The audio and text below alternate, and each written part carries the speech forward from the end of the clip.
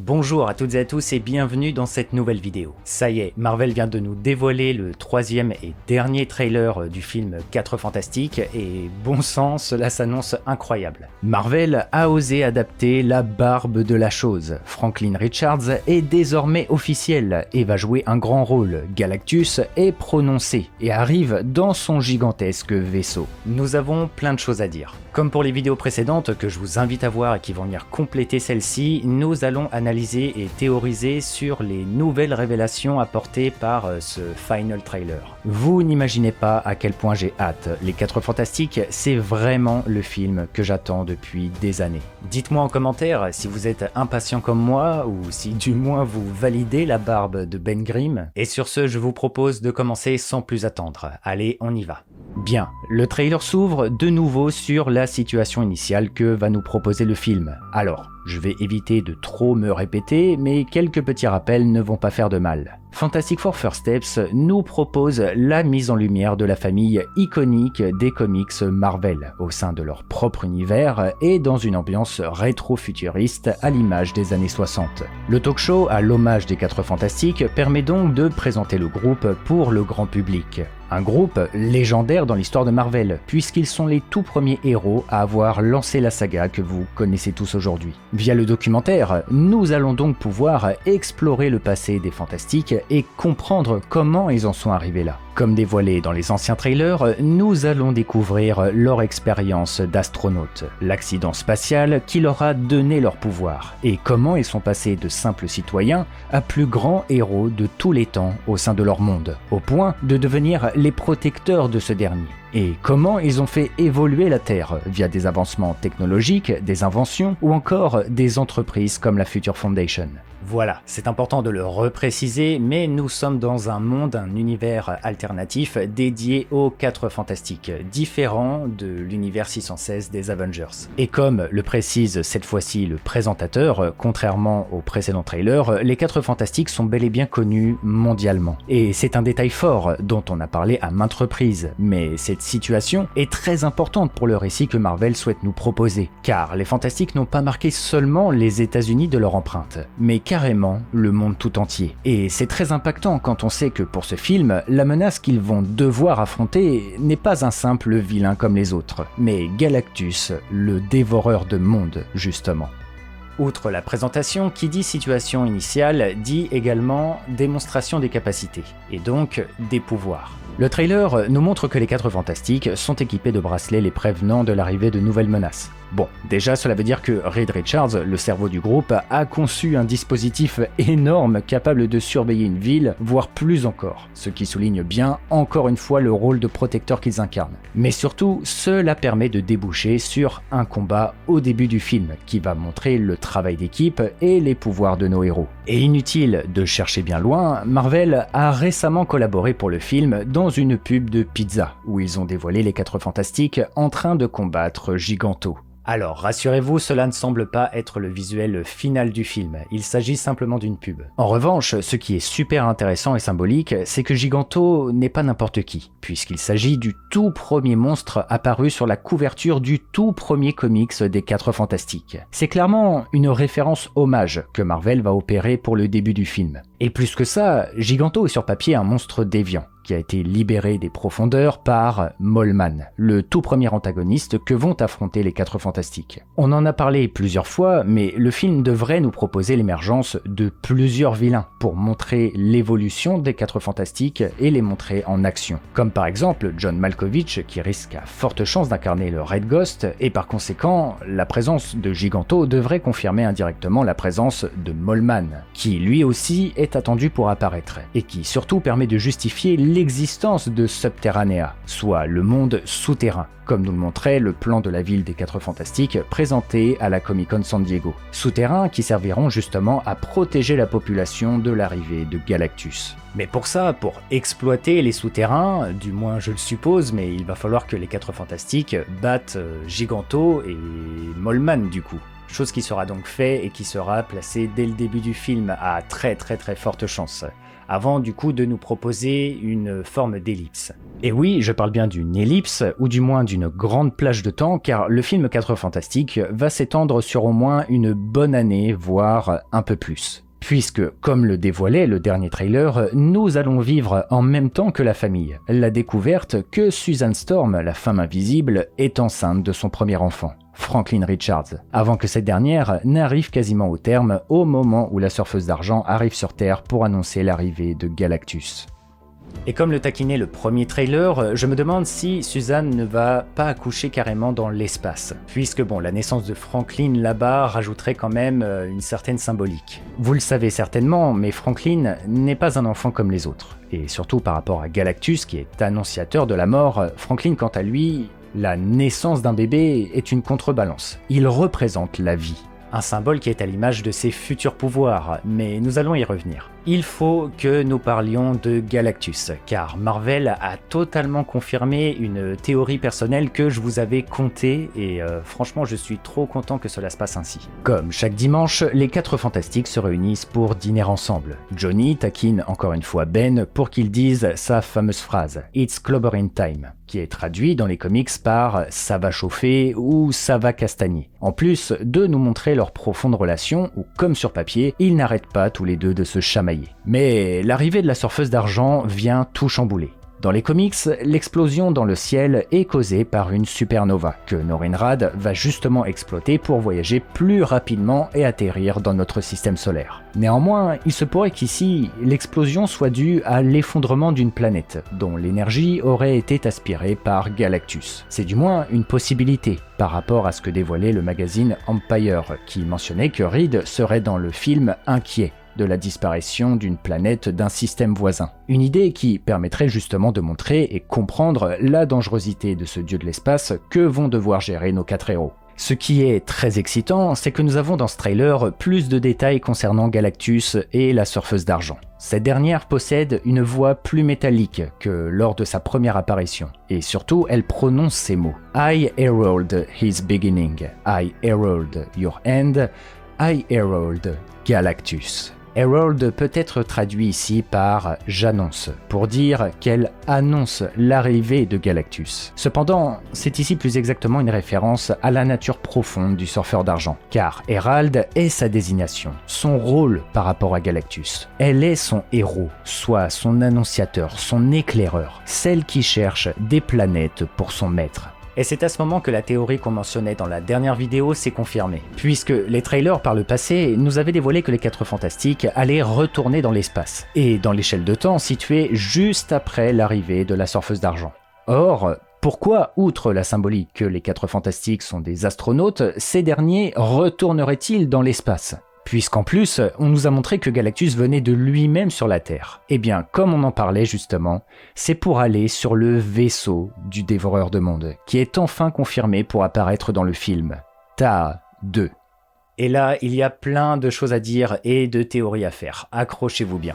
Bon, tout d'abord, je suis désolé, on répète un peu certaines choses, mais voilà, cela faisait l'objet de la théorie. Il va bien falloir qu'après la situation initiale qui nous présente les 4 Fantastiques et leur monde, le film trouve le moyen de présenter Galactus et expliquer pourquoi ce dernier est une menace. Et effectivement, la surfeuse d'argent va jouer un grand rôle là-dedans. Mais étant donné le voyage spatial présent dans le film, et au vu du Galactus très fidèle à ce qu'il est sur papier, une rencontre dans son vaisseau monde Taa 2 est une étape qu'on pouvait suspecter.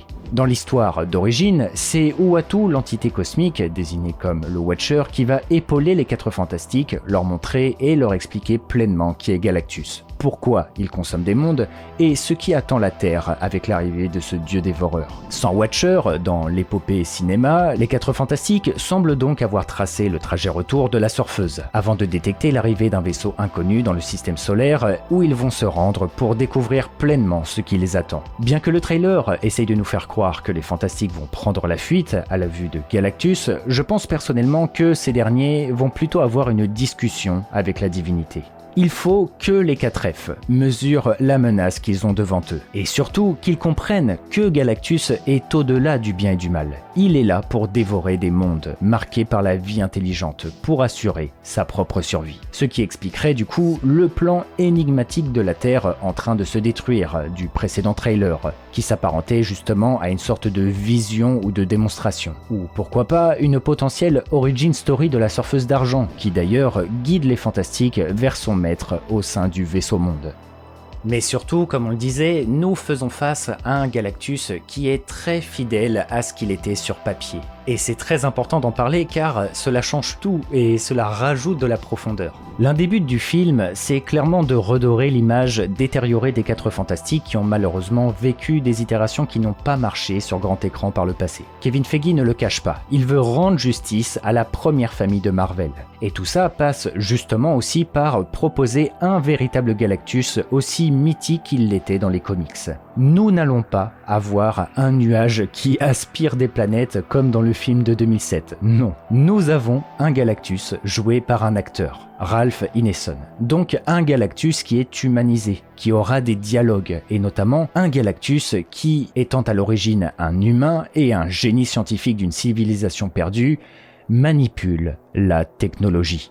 C'est pourquoi je vous faisais la théorie comme quoi nous allions avoir l'adaptation de Taha 2, le vaisseau monde de Galactus, car nous avons un Galactus respectant l'univers papier, donc un Galactus qui a besoin de sa technologie pour voyager, consommer des planètes, etc., etc. Et qui, comme montré dans les précédents trailers, vient de lui-même sur la Terre. Ce qui veut dire que, comme dans les comics, il a besoin d'installer son dispositif pour aspirer l'énergie vitale de la planète et donc la consommer. En vrai, je suis trop heureux car pour le moment, tout respecte l'essence profonde de Galactus sur papier. Et c'est justement ça qui le rendait si incroyable et si marquant. Je vous invite fortement à voir mon épisode de Pourquoi sont-ils si uniques sur Galactus, où je vous retrace l'histoire et le développement de ce dieu cosmique pour tout comprendre, mais pour vous résumer la chose en 2 mots, Galactus est originellement un humain qui a vécu la fin et l'effondrement de l'univers précédent, avant de renaître en divinité cosmique dans le nouveau monde en expansion. Avec sa nouvelle nature cosmique, Galactus s'est donc conçu une armure unique dans l'univers capable de contenir et réguler sa nouvelle puissance. Élément qui est montré dans le trailer quand les Fantastiques le découvrent. Et il s'est construit un incubateur où il a pu dormir des millénaires pour prendre forme avant d'émerger définitivement et concevoir un véritable vaisseau monde capable d'accueillir sa taille gargantuesque, Taha 2, un nom qui reprend l'appellation de sa planète et civilisation natale, Taha.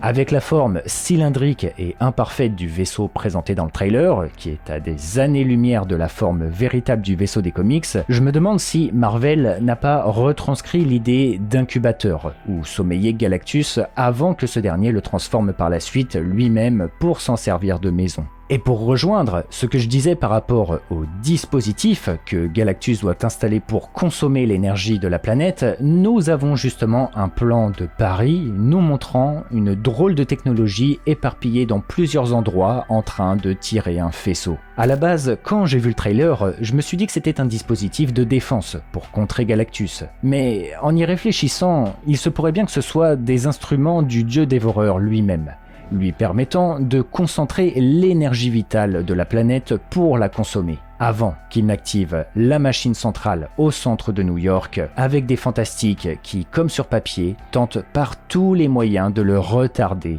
et de l'en empêcher. Mais c'est là que c'est intriguant, car autant de respect pour l'univers des comics, l'univers papier, soulève également d'autres questions du coup.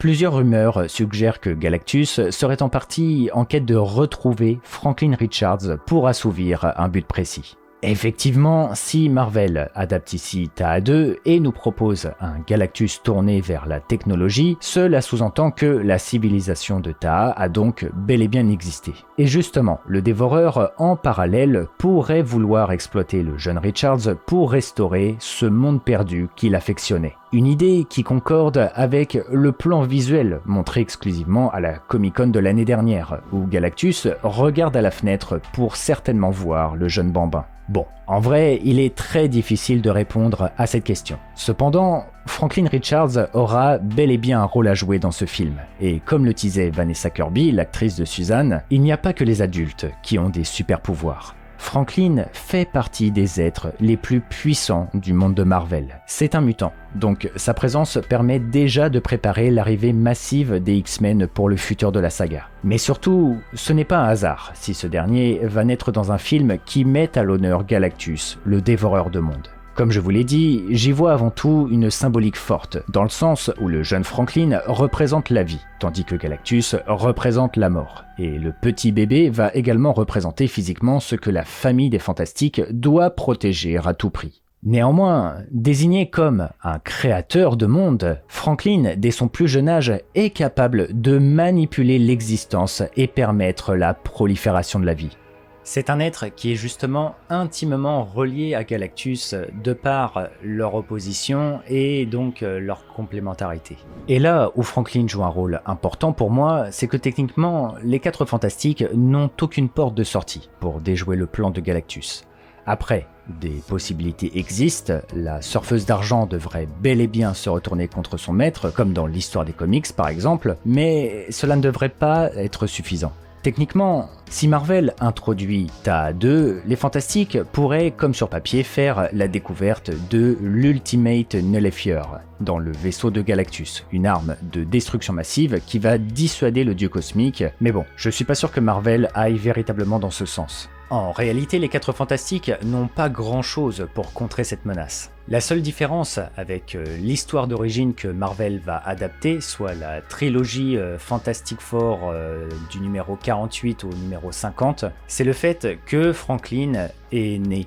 Un enfant avec les pouvoirs d'une divinité. Néanmoins, ce qui m'interroge également, et je le place là, c'est que le film semble également avoir un intérêt pour les comics 600 de cette même saga des 4 Fantastiques, puisque la Future Foundation est là, une société qui, je pense, aura un avenir dans le MCU, et auquel les enfants de Reed et Suzanne sont liés. Et c'est notamment de là que vient la barbe de notre cher Ben Grimm, connu en tant que la Chose, car vous ne le savez peut-être pas, mais à cause de son pouvoir qu'il a changé en roche, Ben va vivre longtemps, très longtemps, plusieurs millénaires. Des millénaires où il va justement pouvoir accompagner Franklin qui, avec sa condition unique, va vivre jusqu'à la fin des temps. Donc qui sait, peut-être que Marvel va nous adapter carrément dans le film l'arrivée d'un Franklin du futur, désireux de sauver ses parents et lui-même d'une mort certaine à cause d'une menace cosmique. Bon, je m'emballe un peu là, je l'avoue. Bien que ce serait quand même hypant même si ça va loin. Mais en tout cas, malgré 3 trailers, Marvel a réussi à conserver beaucoup de zones d'ombre, car c'est pareil, il va falloir répondre à la scène post-générique de Thunderbolts. Je commence à me demander même si le vaisseau ne contiendrait pas seulement le bébé Franklin, que Reed et Suzanne auraient voulu sauver à tout prix. Pire, est-ce que Dr Doom ne serait pas aux commandes ? Car oui, il va bien falloir l'introduire. Alors, je sais que Matt Shakman, le réalisateur des 4 Fantastiques, a dit que Dr Doom n'était pas dans son film. Néanmoins, je ne vous cache pas que je pense qu'il joue sur les mots. Thunderbolts nous l'a prouvé, la scène post-générique ne fait pas partie réellement du film, puisqu'elle a été réalisée par les frères Russo, qui s'occupent d'Avengers Doomsday et Secret Wars. Donc bon, il y a de grandes chances qu'ils aient fait la même chose pour le film 4F. En vrai, on l'a répété plein de fois, mais sur la trilogie Marvel de 2025, préparant justement Avengers Doomsday, Captain America 4 nous a teasé les incursions. Ok, Thunderbolts nous a teasé les 2 nouvelles équipes Avengers et l'arrivée des 4 Fantastiques dans le monde principal, le 616. Ok, très bien, donc le casting du film en gros. Maintenant, il ne reste donc qu'une chose, annoncer le vilain ultime dans la scène post-générique, comme ils avaient fait avec Thanos dans Thor Ragnarok, précédent Infinity War. Et ça tombe bien, car Dr Doom, c'est l'ennemi juré des 4 Fantastiques à la base. Bref, c'est maintenant à vous de me dire ce que vous en pensez. Dites-moi vos avis et vos théories en commentaire. Je suis curieux de savoir ce que vous pensez de cette interprétation de Galactus, ou même même quel est le membre des 4F que vous préférez par exemple. Je vous invite bien évidemment à laisser le petit pouce bleu du soutien et à vous abonner à la chaîne car on va en parler de ce film. Je peux vous dire qu'après sa sortie, il va y avoir de la théorie à faire. Puis outre la vidéo où je vous raconte et je vous explique l'histoire de Galactus, n'hésitez surtout pas à aller voir les dernières vidéos que j'ai postées en rapport avec les 4 Fantastiques qui vont venir justement compléter celle-ci. Voilà, je vous remercie de m'avoir écouté jusqu'au bout, les amis, c'était Argorok, allez, ciao tout le monde.